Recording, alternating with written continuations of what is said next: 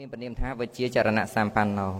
វិជា3គឺបានដល់ពពេនិវាសានុសតិវិជានឹងឯងនឹងរលឹកជាតិបានជាតិកំណើតអតីតណាទី2ហ្នឹងទៅបច្ចៈខុមើលឃើញនៅវត្ថុសំបីនៅឆ្ងាយដូចជាភ្នែកនៃទេវតាអញ្ចឹងទី3ហ្នឹងអាសវខយវិជាហ្នឹងវិជាគឺញ៉ាំងកលេសទាំងអស់ហ្នឹងឲ្យស្ងួតឲ្យអស់ទៅអញ្ចឹងព្រះអង្គបរិបូរដោយវិជា3ឯវិជា8គឺបានដល់វិជា3នឹងឯងផ្សំជាមួយនឹងវិជា5ខាងចុងទៀតគឺវិបស្សនាវិជាវិបស្សនាញាណវិបស្សនាញាណគឺញាណក្នុងការឃើញនៅនាមនិងរូបត្រឹមតែជារបស់មិនទៀងជាទុកជាអនត្តានឹងវិបស្សនាញាណបូកនឹង3ខាងដើមអញ្ចឹងវិបស្សនាញាណជាទី4ទី5គឺចេតោបរិយត្តិញាណព្រះអង្គដឹងនៅចិត្តនៃបុគ្គលដទៃសពគ្រប់សំបីមិនប្រាប់ក៏ដឹងដែរថាអ្នកឯងកំពុងគិតអីកំពុងត្រេះរិះអ្វី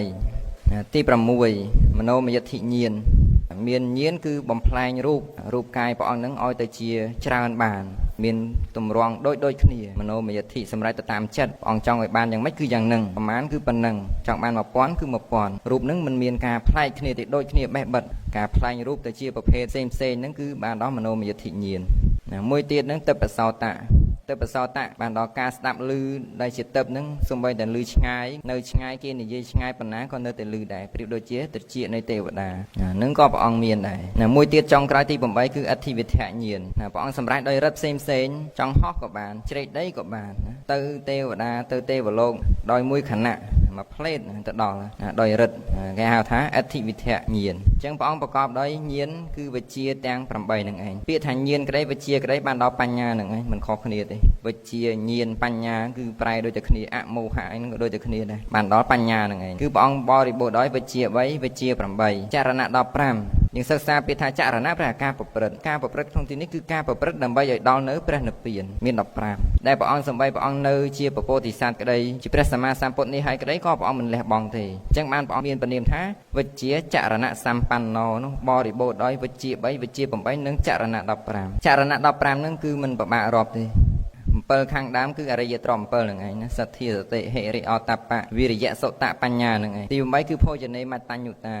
ដឹងប្រមាណក្នុងភោជនកាលណាមិនដឹងប្រមាណក្នុងភោជនទេមានពេលណាប្រព្រឹត្តធម៌បានសូម្បីព្រះអង្គនៅបរមពោធិសត្វក៏ព្រះអង្គជាអ្នកដឹងប្រមាណក្នុងភោជនដែរញាតិញោមក៏ដូចគ្នាបើមិនដឹងប្រមាណក្នុងភោជនទេក៏មិនអាចបំពេញការងារបានល្អដែរធ្ងន់កាយហូបច្រើនពេ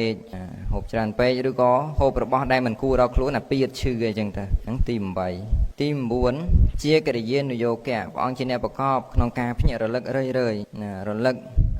នេះគឺបានដល់រលឹកក្នុងមហាកុសលមហាកិរិយាហ្នឹងឯងបើជាព្រះសម្មាសម្ពុទ្ធគឺសតិនៅក្នុងមហាកិរិយាហ្នឹងឯងភ្ញាក់រលឹករយមិនមានការប្រមាទសូម្បីតែបន្តិចទី9គឺបានដល់សិលព្រះអង្គជាបុគ្គលបរិបូរដោយសិលមិនមានបុគ្គលណាប្រៀបដូចបានទេអញ្ចឹងការប្រព្រឹត្តរបស់ព្រះអង្គមានទាំងសិលនៅក្នុងនឹងដែរព្រះសម្មាសម្ពុទ្ធបរិបូរដោយអរិយត្រប់ទាំង7ព្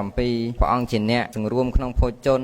ជាអ្នកភ្ញាក់រលឹកព្រះអង្គជាអ្នកមានសិលប្រព្រឹត្តនៅសិលទាំងជាអ្នកសង្រួមក្នុងឥន្ទ្រីយៈសង្វរៈជាអ្នកសង្រួមក្នុងឥន្ទ្រីផង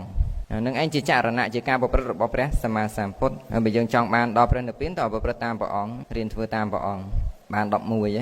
នៅ4ទៀតគឺបានដល់រូបឈាន4ហ្នឹងឯង